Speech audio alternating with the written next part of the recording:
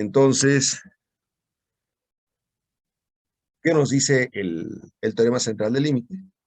Nos dice lo siguiente. Entonces, sean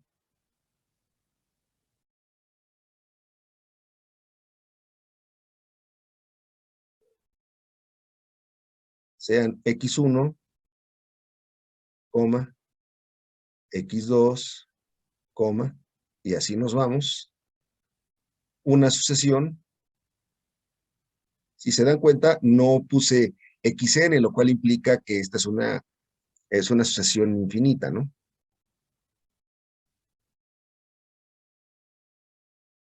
De hecho, déjenme voy a poner acotado para que sea más entendible el teorema.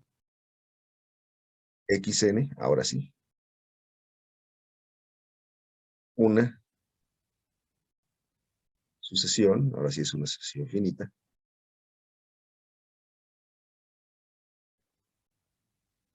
de variables aleatorias independientes idénticamente distribuidas. Repito, variables aleatorias independientes idénticamente distribuidas. Significa que todos los elementos que están aquí, x1, x2, son variables aleatorias. Ninguna afecta el valor de otras. Cualesquiera dos que yo tome son independientes. Por ejemplo, x1 es independiente de xn, xk es independiente de x2, cualesquiera dos, x4 es independiente de x7, cualesquiera dos que yo tome son independientes entre sí, y además todas se distribuyen exactamente igual. Es decir, no se vale que una se distribuya Poisson y otra binomial, no. Si una se distribuye binomial, todas son binomiales. Si una se distribuye Poisson, todas son Poisson. Si una se distribuye uniforme continua, todas son uniformes continuas y además con los mismos parámetros, ¿no? Entonces, con media finita,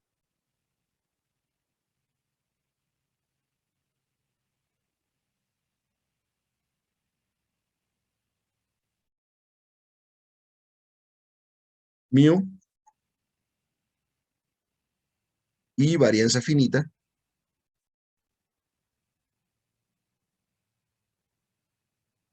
sí hay funciones de distribución, de densidad, pues, digamos, patológicas, ¿no? Entonces, esas dos las consideramos que la media existe y es finita, y que la varianza existe y es finita. Es decir, hay mu y sigma cuadrada y son dos números. Pregunta, ¿la media puede ser negativa?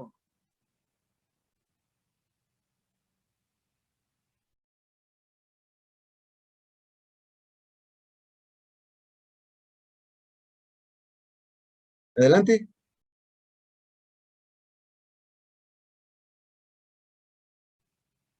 Repito la pregunta, ¿la media puede ser negativa o no?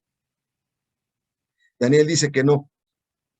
Pues realmente eso no sucede, Daniel. La media sí puede ser negativa, ¿ok?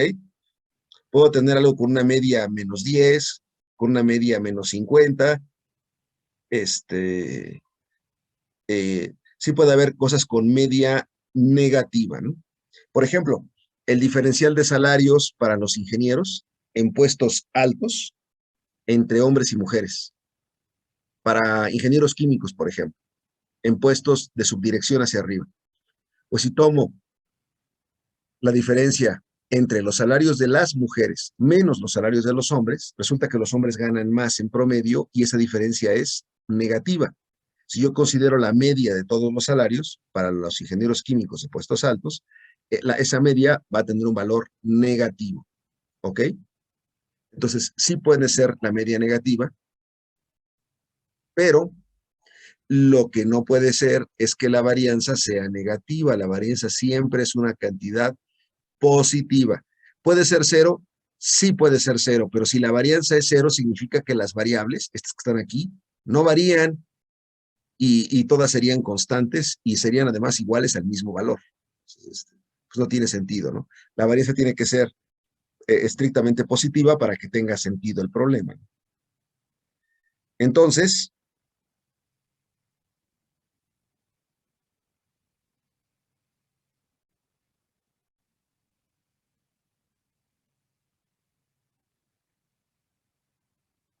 el límite, cuando n tiende a infinito de la probabilidad de la suma x1 más x2, y me voy así hasta la enésima variable, xn, y le resto n por mu, y lo divido todo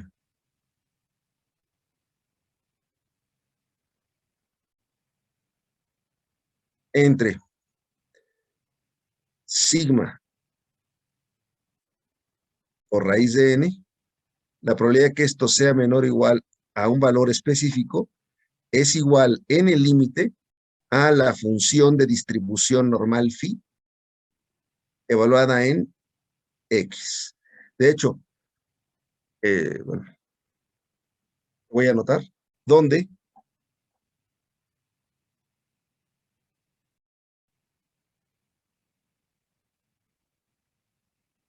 phi es la función de distribución acumulada normal estándar. ¿Qué tiene de interesante el teorema? Bueno, el teorema es que me dice que si yo tomo entonces, por ejemplo, mis variables binomiales, la binomial tiene media finita y varianza finita sigma cuadrada, y además la binomial es una variable aleatoria discreta. Bueno, si yo hago este procedimiento, esto que está aquí adentro,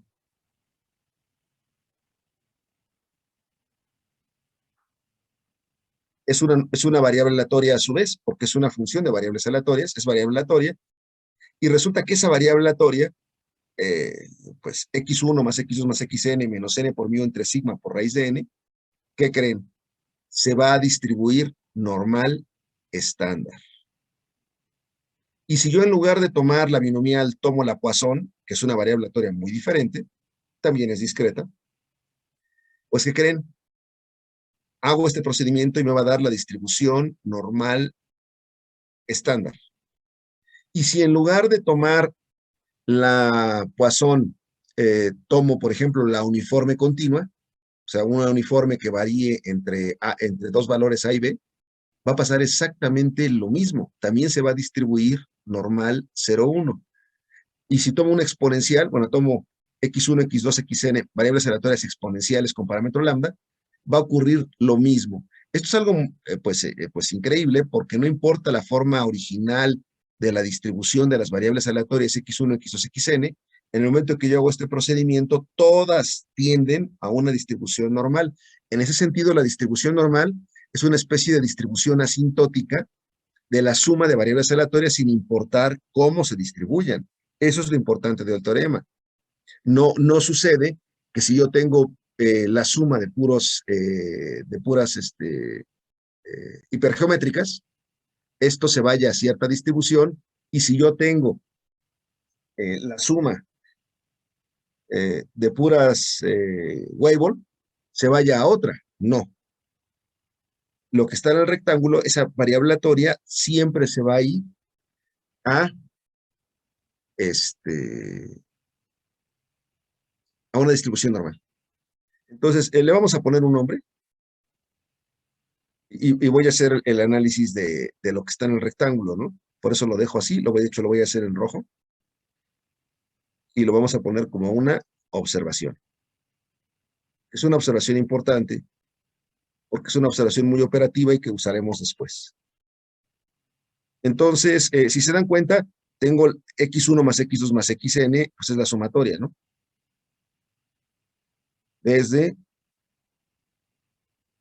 igual a 1 hasta n de xy menos n por mu. Estoy desarrollando nada más lo que está en el rectangulito, entre sigma por raíz de n. Ahí no he hecho absolutamente nada, pero le voy a llamar de una forma muy particular a esta variable. Se va a llamar la variable aleatoria Z. Después vamos a, bueno, de hecho no después, en este momento, les digo que siempre que se habla de una normal estándar, decimos que es una variable Z, ¿ok? Es la letra que se usa para las normales. Entonces, esto lo voy a dividir entre dos sumas.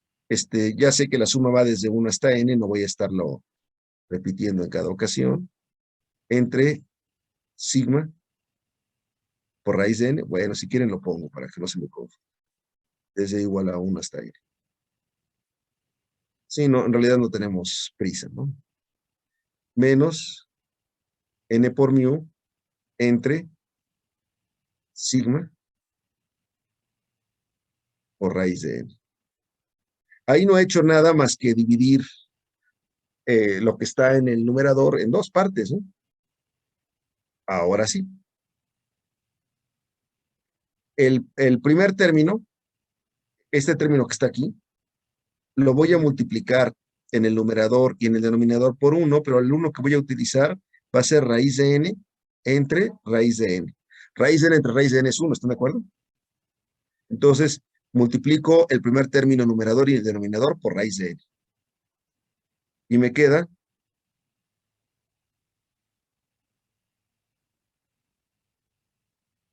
raíz de n por la suma desde igual a 1 hasta xy entre sigma, pero raíz de n por raíz de n me da n. Y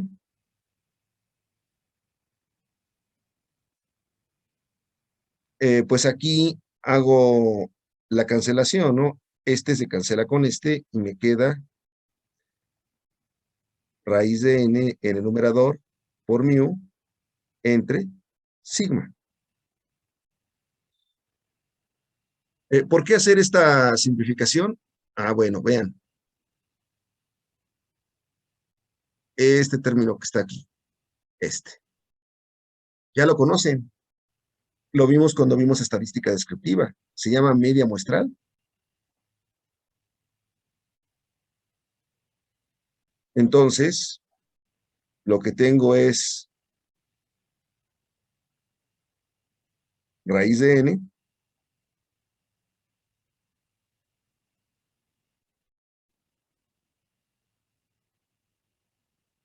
que multiplica, voy a factorizarlo. ¿Por qué? Porque lo encuentro aquí y lo encuentro acá. Entonces voy a factorizarlo. Pero la suma de todos los valores entre n es el promedio, es x barra, es la media muestral.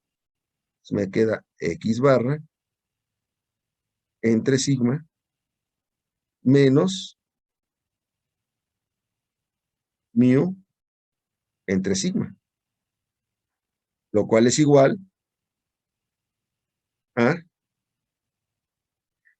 raíz de n, lo puedo escribir también como 1 entre 1 entre raíz de n. Es un poco sofisticado escribirlo así, pero bueno, que multiplica a x barra entre sigma.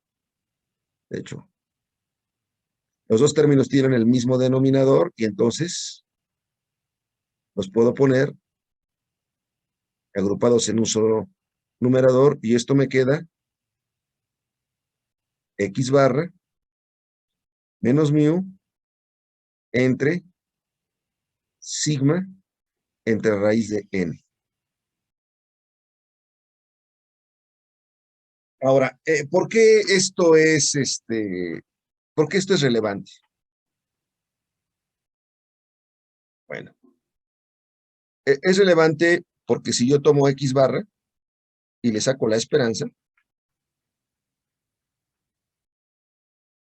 de x barra es la esperanza de quién? De 1 entre n por la suma de mis variables aleatorias.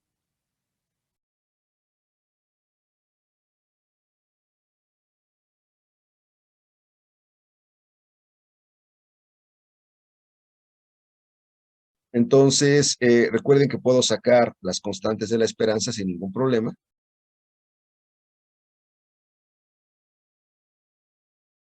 Y la esperanza de una suma es la suma de las esperanzas.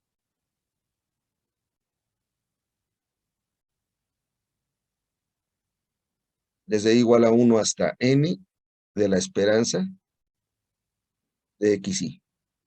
Pero las variables aleatorias son independientes, idénticamente distribuidas. Eso significa que la esperanza de x1 es igual a la esperanza de x2, así sucesivamente es igual a la esperanza de xn, y todas son iguales a mu. Entonces me queda la suma desde igual a 1 hasta n de mu, bueno, de mu. Es decir, eso es mu más mu más mu más mu. ¿Cuántas veces? N veces. Esto es n por mu. Se me cancelan las n's y me queda mu. Y por otra parte, la varianza de x barra, usando las mismas propiedades, sería igual a 1 entre, recuerden que pues va a estar esto dentro de la varianza, ¿sí? Pero la varianza no saca las constantes tal cual, la saca al cuadrado. Y la varianza de una suma es la suma de las varianzas si las variables son independientes. Efectivamente, son independientes. Entonces puedo aplicar esa propiedad y tengo aquí la suma desde igual a 1 hasta n de la varianza de xy. Esto es igual a 1 entre n cuadrada. Y la varianza de xy es, pues, todas son iguales. La varianza de x1 es igual a la varianza de x2, la varianza de xy es igual a ellas también. Y es sigma cuadrada, me va a quedar sigma cuadrada más sigma cuadrada más sigma cuadrada n veces. Eso es n por sigma cuadrada y me queda sigma cuadrada entre n. Y ahora sí voy a borrar.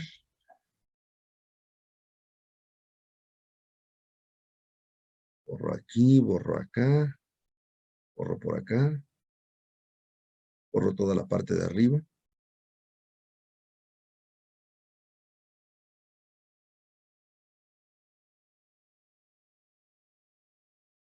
Ya. Porque lo que estoy diciendo, vean, estoy diciendo que z es igual a esto que está aquí. Entonces z es igual, simplemente voy a copiar x barra menos mu entre sigma entre,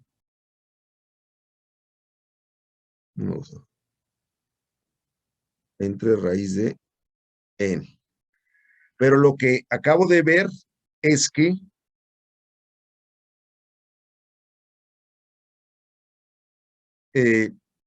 la esperanza de z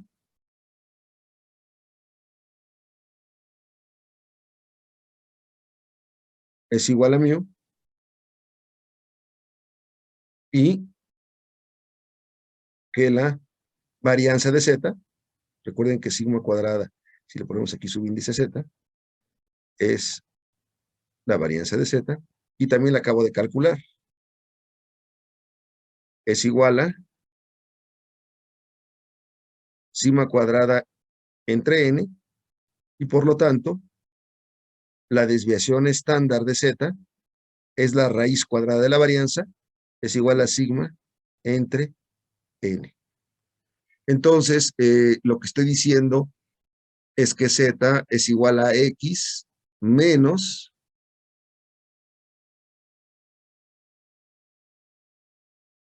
la esperanza de z entre la desviación estándar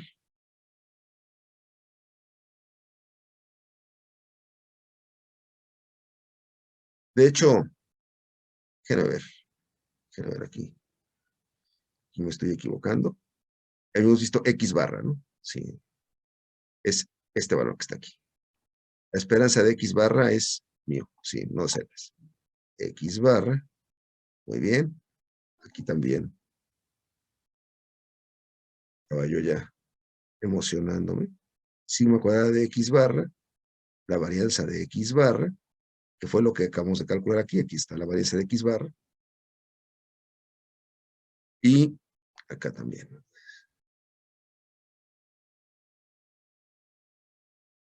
Entonces, voy a ponerlo así. Voy a ponerlo por acá. La varianza de... Pues la desviación estándar de X barra, perdón, es sigma entre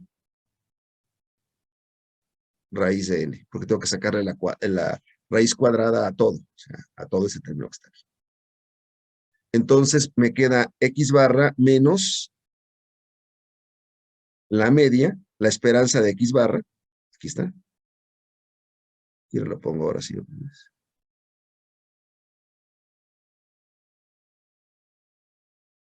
Menos la esperanza de X barra entre la desviación estándar de X barra. Y yo sé que esto se va a distribuir normal estándar, ¿cuándo? Pues cuando n tiende a infinito.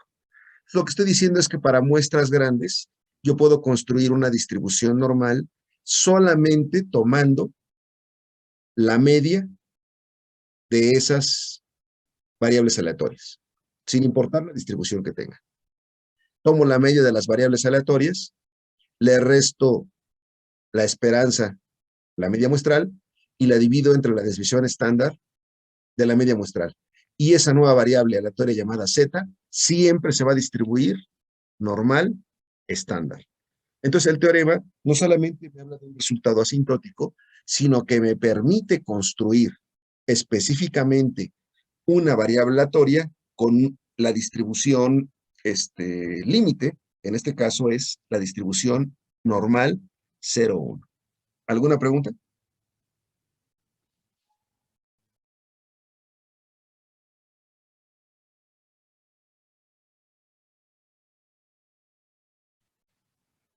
¿Por qué es tan importante la distribución normal? Bueno, pues porque a partir de ella también puedo generar otras distribuciones. Y vamos a ver las últimas distribuciones que vamos a ver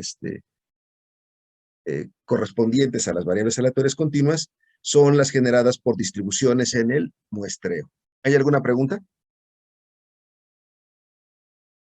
¿Me escuchan todos? Sí, doctor. Sí. Entonces, pues, de esta forma es como se genera una variable aleatoria normal. Voy a borrar. Ahora sí. Ponemos distribuciones en el muestreo. Son 3.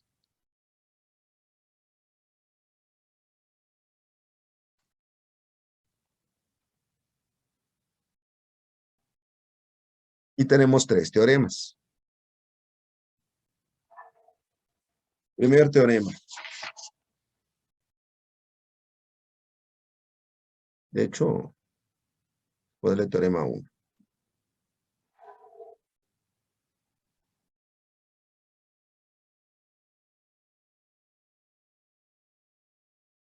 Sea xy variable aleatoria, independiente, idénticamente distribuida,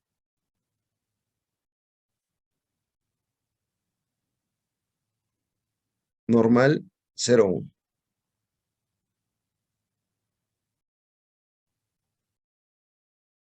De hecho, vamos a poner aquí sean. Entonces,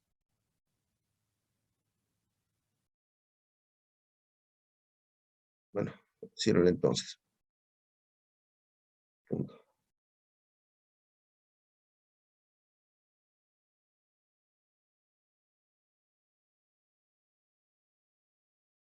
Definimos una variable aleatoria, voy a llamarle W, igual a la suma desde igual a 1 hasta n de las xy's, pero cada una de ellas elevadas al cuadrado. Entonces,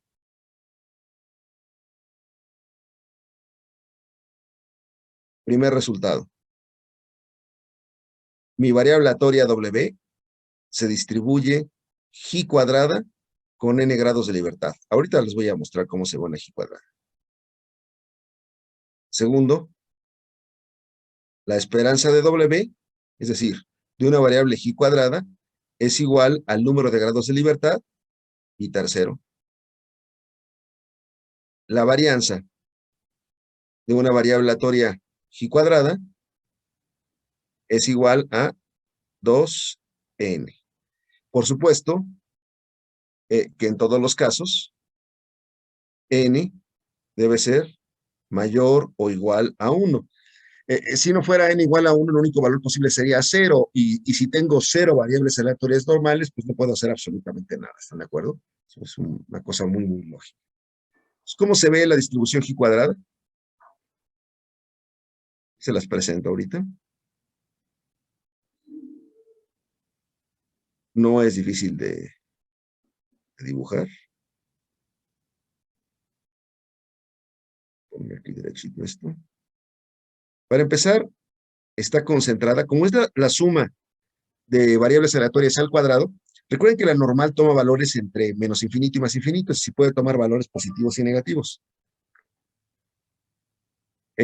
Pero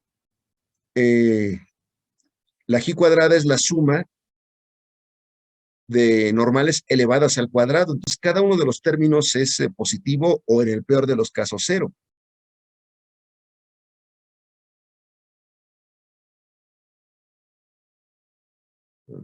Primero aquí el 0. Eso significa que la distribución va a estar, bueno, la función de densidad, que es la que voy a graficar, está completamente del lado derecho. Es decir, no tiene valor, no toma valores negativos nunca.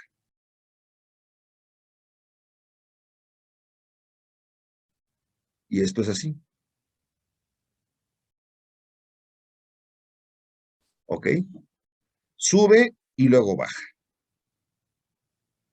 Esta es la distribución G cuadrada, su esperanza es n, que si se dan cuenta es el número de variables aleatorias con el cual lo construí, y la variable es 2n. Vamos a hacer un ejercicio.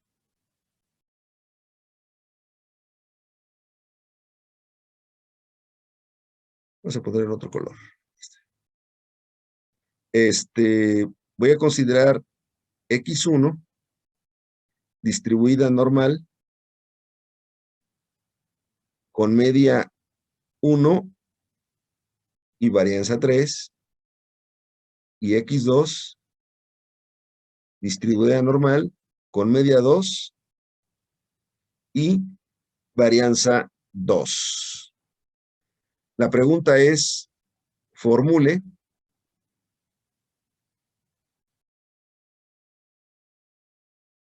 una variable aleatoria, por cierto, ambas independientes. Formule una variable aleatoria G cuadrada con 2 grados de libertad.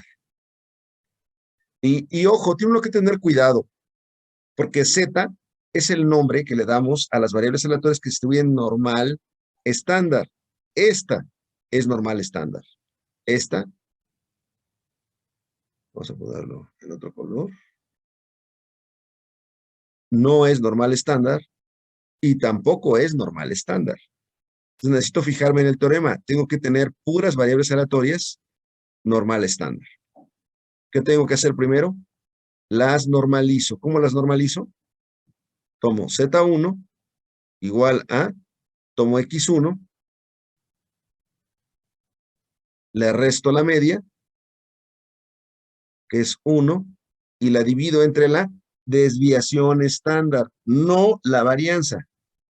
Y la desviación estándar es la raíz cuadrada de la varianza.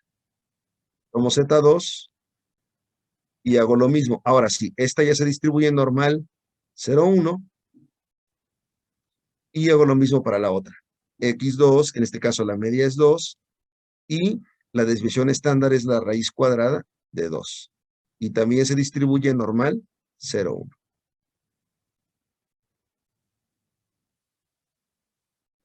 Ahora bien, Eh, ¿Cómo formulamos la variable aleatoria?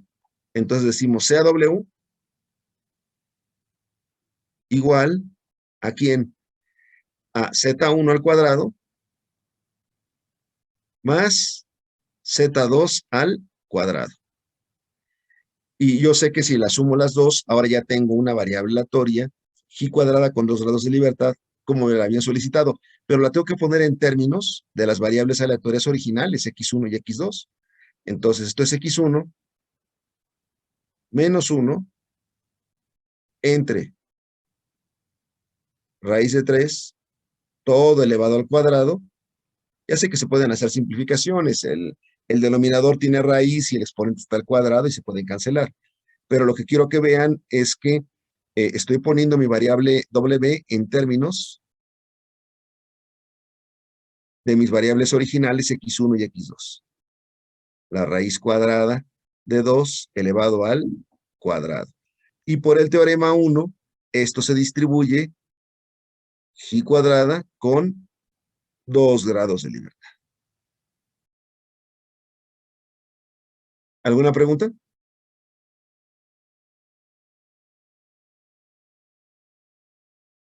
Entonces, como verán, no es complicado formular nuevas variables aleatorias una vez que yo tengo variables aleatorias originales normales, aunque no sean normales estándar. Las estandarizo primero y luego las elevo al cuadrado y las sumo y eso ya me genera mi variable aleatoria G cuadrada.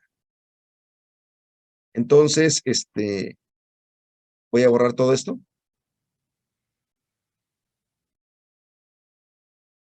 Y me voy al teorema 2.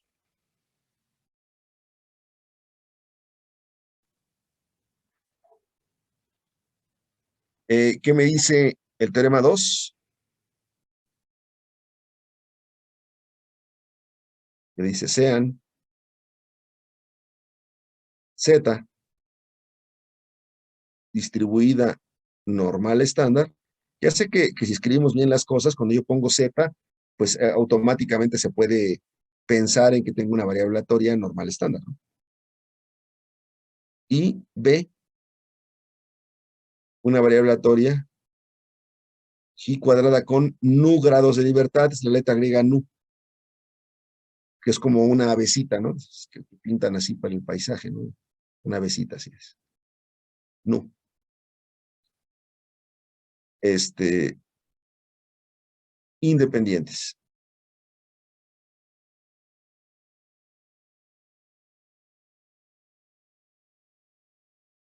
CAT igual a Z. Se tomo mi variable aleatoria normal y la dejo en el numerador y la divido entre la raíz cuadrada de B, que es mi variable aleatoria G cuadrada, entre sus grados de libertad, nu.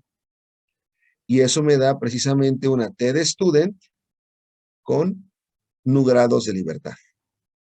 Student se escribe así.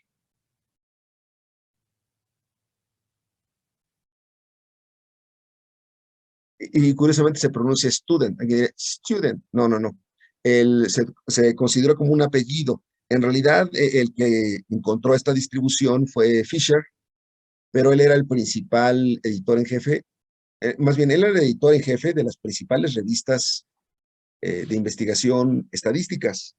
Entonces sabía que si mandaba el artículo sobre la distribución T, pues se lo iban a aceptar. Y él quería ver qué tan importante era el resultado y se cambió bueno, se puso un seudónimo.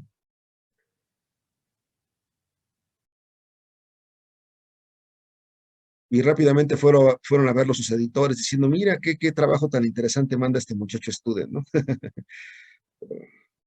Entonces, primero, bueno, ya me adelanté, ¿no? ¿Se dan cuenta? Yo ya quemé aquí el resultado. Aquí vale, entonces, ocurren tres cosas, ¿no? Primero, T se distribuye T de student con no grados de libertad, que era lo que yo había escrito hace un instante, ¿no? Pero para ponerlo con subíndices, la esperanza de t es igual a 0. Y tercera, sigma cuadrada de t, es decir, la varianza, es igual a nu entre nu menos 2. Eso significa que nu, los grados de libertad, tiene que ser mayor estrictamente que 2. Por lo tanto, para tener una t de student, yo requiero una g cuadrada con por lo menos 3 grados de libertad. Con 2 grados de libertad no me sirve porque me queda nu dividido entre 2 menos 2, nu entre 0. Pues no. Entonces requiero que nu sea al menos 3 para que me quede el denominador 1. ¿Sí? Y el numerador en este caso me quedaría 3. Tendría yo una g cuadrada con 3 grados de libertad. Entonces, ¿cómo se ve la t de student?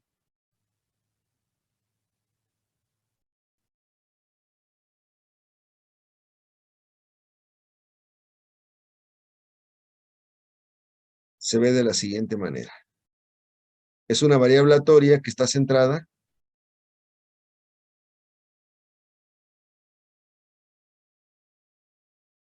en 0. La esperanza es 0. Y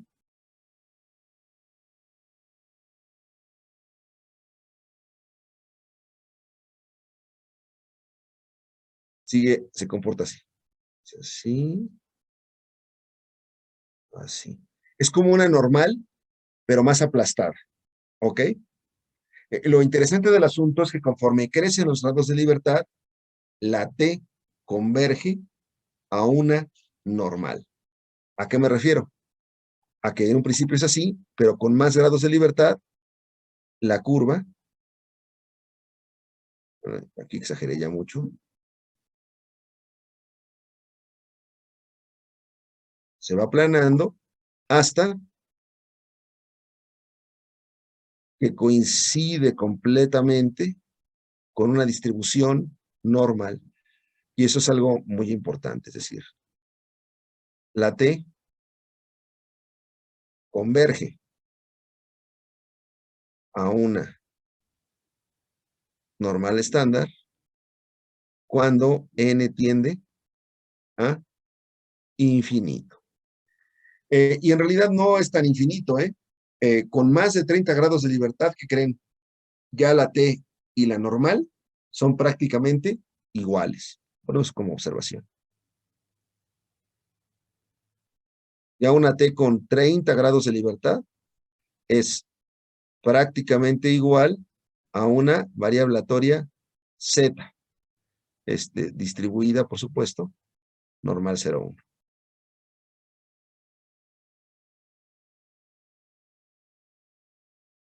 Sí, ese simbolito de igualdad torcida significa prácticamente igual, es decir, hay un error, pero es despreciable, ¿no? Obviamente con 40 grados de libertad, pues ya es, el error ya ni siquiera es eh, pues es tan fácil de registrar, ¿no? Ya es un valor muy, muy pequeñito de error.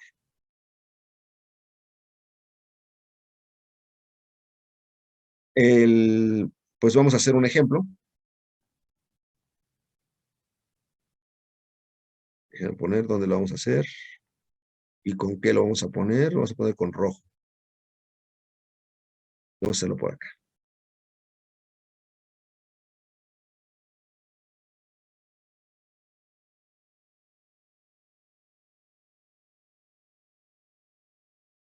Ejemplo. Z, perdón. Sea X distribuida normal con media 4 y varianza 1. Y B distribuida G cuadrada con 5 grados de libertad. Entonces, el problema es formule una variable aleatoria, t de student, con 5 grados de libertad. Y pues no es tan complicado porque simplemente la t, por el teorema, la t va a ser igual a, y ojo, de nuevo, no hay que tomar la variable aleatoria x tal cual, tengo que tomar siempre una z y normalizar. ¿Cómo normalizo? Tomo x y le resto la media y la divido entre la raíz cuadrada de la varianza, pero en este caso la varianza es 1, entonces nada más me queda z menos 4. Entonces, t va a ser igual a x menos 4 entre la raíz cuadrada de b entre 5. Y por el teorema, esto se va a distribuir t con 5 grados de libertad. Observen que no, pues que no hay demasiados problemas, ¿no? Es fácil hacer los cálculos. ¿Porro? ¿Alguna pregunta? Y vamos Profesor, a... no entendí, ¿Perdón? no entendí muy bien qué es lo que nos representan los grados de libertad. Los grados de libertad te representan qué tan aplastada o qué tan plana está la curva. Cuando tienes poquitos grados de libertad, en el caso de esta distribución T, aquí están, fíjate, los grados de libertad, la curva se parece más a un sombrero de esos de charro, un sombrero de chunga, ¿no? Es decir, está muy afilada hacia arriba la curva, ¿ok? Conforme crecen más los grados de libertad, se va pareciendo más a una gaussiana, que es la que está en azul, ¿no? Eso representa los grados de libertad. Pero tú necesitas tener la G cuadrada correspondiente, que es la que te da los grados de libertad. De hecho, siendo así muy estrictos ahorita, a la hora de escribir las observaciones,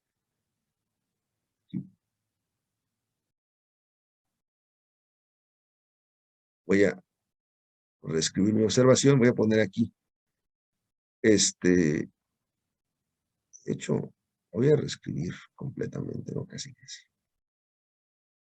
Aquí está. Tengo una T con nu grados de libertad, cuando nu tiende a infinito. ¿Sí? Para no cambiar la notación. Con nu grados de libertad, cuando, es que no me gustó la flechita, nu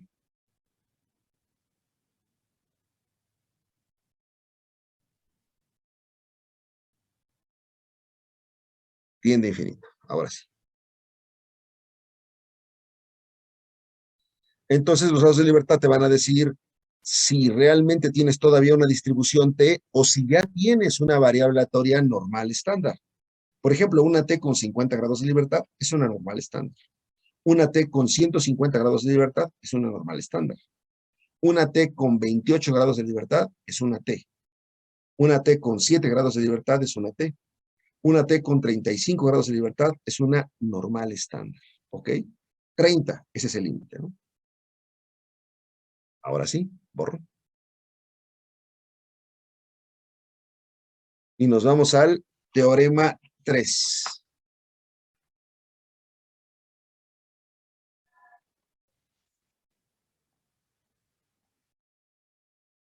Vamos a ponerlo así. Sean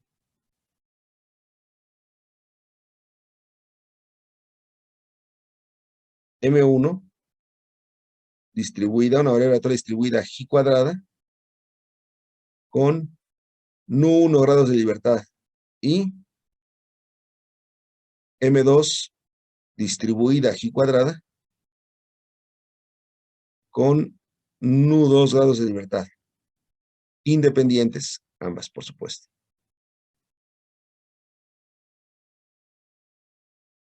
Entonces, definimos F igual a M1 entre N1 y la dividimos entre M2 dividida entre Nu2. Entonces, pasan tres cosas. La primera y la más importante, claro está, es que F se distribuye F de Fisher con Nu1 grados de libertad y en el numerador y Nu2 grados de libertad en el denominador. Esto es notación, ¿eh? No se están dividiendo, es decir, no puedo poner aquí 3 y 6 y decir que esto es un medio. No, no se están dividiendo, es simple notación. Para que yo sepa cuáles son los grados de libertad en el numerador y cuáles en el denominador. Hay otras notaciones, hay quien pone Nu1, Nu2, o quien pone F, Nu1, Nu2. Pero si se dan cuenta, aquí por ejemplo no tengo idea cuál es el del numerador y cuál es el del denominador. Aquí sí queda claro. Grados de libertad del numerador están en el numerador y grados de libertad en el denominador están en el denominador. Es más fácil acordarse. Por eso empleo esta notación. Segundo, la esperanza de F.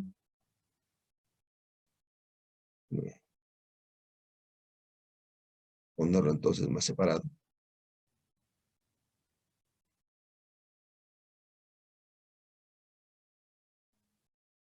Es igual a Nu2 entre Nu2 menos 2. Esto implica, por supuesto, que Nu2 debe ser mayor estrictamente que 2. Es decir, los grados de libertad en el denominador de una distribución F tienen que ser estrictamente mayores que 2 para poderla formular. Y la tercera es que la varianza de mi distribución F es igual ¿a quién? A 2 Nu2 elevado al cuadrado por Nu1 más Nu2 menos 2 dividido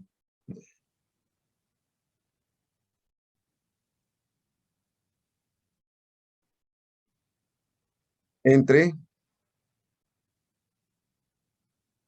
Nu1 por Nu2 menos 2 al cuadrado por Nu2 menos 4. Y recuerden que la varianza siempre es positiva, de donde Nu2 es mayor que 4. Ahora, ¿cuál es la condición que debo de cumplir? ¿Nu2 mayor que 2 o Nu2 mayor que 4?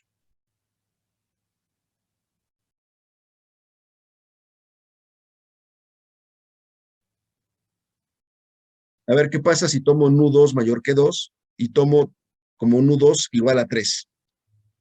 Pues si tomo igual a 3, este término me da negativo. Entonces, no, pues no me sirve. La varianza sería negativa y eso no tiene sentido.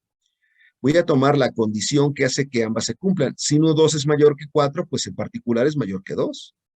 ¿Por qué? Pues porque cualquier número más grande que 4 es más grande que 2. Entonces, esta es la condición importante. Nu2 tiene que ser mayor estrictamente que 4 y por lo tanto los grados de libertad de una F en el denominador deben de estar a partir de 5, de 5 en adelante. ¿Cómo se ve mi distribución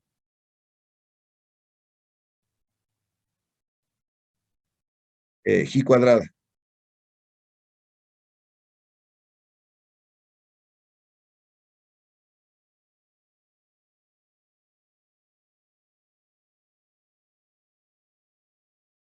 De nuevo, es un cociente de dos cantidades positivas, porque recuerden que las G cuadradas siempre son positivas. Entonces, M1 toma valores positivos nada más, M2 toma valores positivos nada más, y el cociente de valores positivos es positivo. Sí, ya sé que se dividió entre Nu1 y entre Nu2, pero Nu1 y Nu2 también son valores positivos. Y se ve muy parecida, van a verla, a una distribución que ya hemos visto.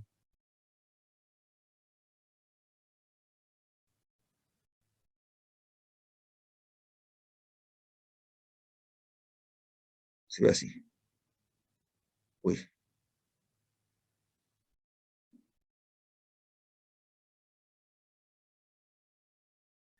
Es parecida a la distribución G cuadrada. La F y la G cuadrada se parecen bastante.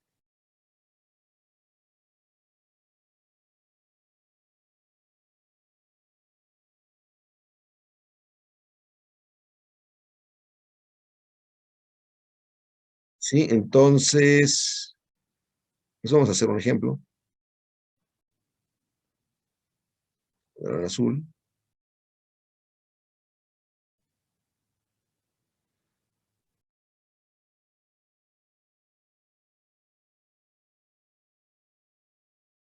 Voy a tomar x1, x2, así hasta x6, todas distribuidas normales, con media 2 y varianza 4.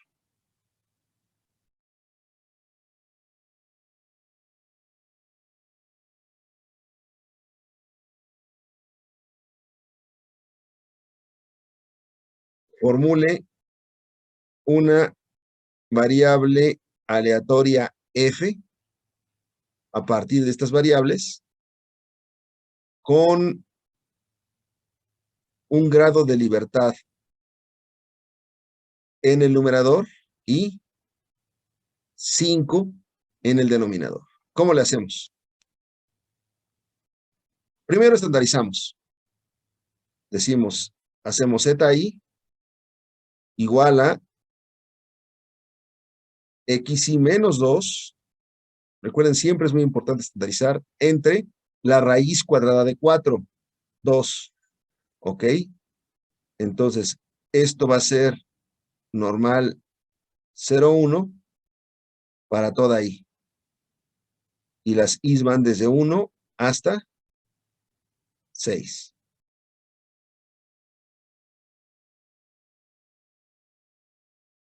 Ah, perdón. Déjenme ver, voy a hacer aquí una modificación del problema. No, está bien, sí. No hay ningún problema. Ahí está. Ahora sí, decimos CAM1 igual a, pues tomo la primera, x1 menos 2 entre 2, que es z1, y la elevo al cuadrado. Y m2 va a ser igual a la suma desde i igual a 2. ¿Por qué desde i igual a 2? Pues porque la primera la tomé para construir m1 de las z's al cuadrado. Esto es igual a la suma desde i igual a 2 hasta 6. ¿De quién? De xi menos 2 entre 2 elevado al cuadrado. ¿Cuál es mi variable aleatoria f? Pues decimos así. Sea f igual a m1 entre 1, no hay necesidad de ponerlo, dividido entre m2 entre 5. ¿Por qué entre 5? Porque recuerden que los grados de libertad, es decir, pues, si quieren lo pongo aquí. Por lo tanto, m2 se distribuye G cuadrada con 5 grados de libertad, porque recuerden que los grados de libertad de la G cuadrada dependen del número de variables aleatorias normales que elevé al cuadrado. Y aquí elevé Z2 al cuadrado, Z3, Z4, Z5 y Z6. Son 5 variables. Y bueno, regreso todo en términos de mis variables originales para que no haya problema. Esto es x1 menos 2 entre 2 elevado al cuadrado, todo dividido entre 1/5 de la sumatoria desde i igual a 2 hasta 6, se ve el 6, de xi menos 2 entre 2 al cuadrado. Y por el teorema, esto se distribuye, por supuesto, pi cuadrada no, esto se distribuye f con 1 grado de libertad en el numerador y 5 grados de libertad en el denominador. Como verán, no tiene así gran complicación. ¿Alguna pregunta?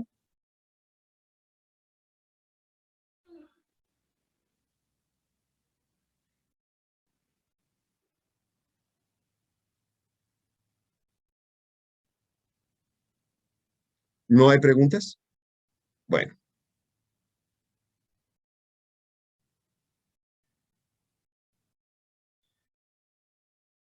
Entonces, voy a dejar hasta aquí la clase. No voy a dejar tareas. Disfruten el fin de semana.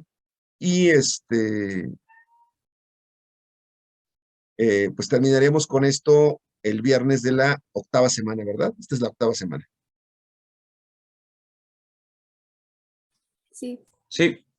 Sí, Sí. gracias Pablo, gracias Nelly. Y entonces, el lunes veremos más ejercicios sobre la t, sobre la f y sobre la g cuadrada, pero ahora ya calculando probabilidades específicas de estas variables, utilizando tablas, ¿ok?